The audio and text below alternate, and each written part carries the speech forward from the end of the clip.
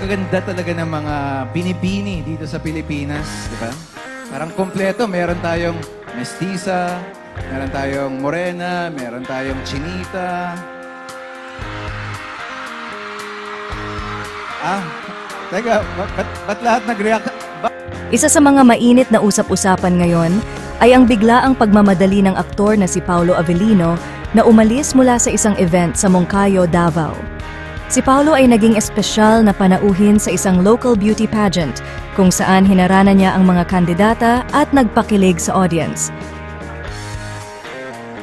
Ngunit pagkatapos ng event, kapansin-pansin na tila nagmamadali itong umalis. Hindi na nagtagal sa backstage para makipaghalubilo sa mga kandidata. Ayon sa ilang saksi, diretso na raw itong nagpaalam at nagtungo agad sa airport. Dahil dito, umugong ang iba't ibang spekulasyon mula sa mga fans.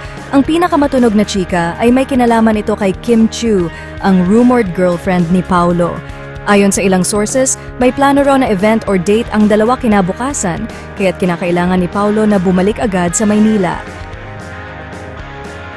Siyempre, kinilig naman ang kanilang mga fans, lalo't hindi ito ang unang beses na naiuugnay ang dalawa sa mga ganitong sitwasyon. Matagal nang sinubaybayan ng publiko ang kanilang di umano'y closeness, na lalo pang nagpapakilig sa mga netizens.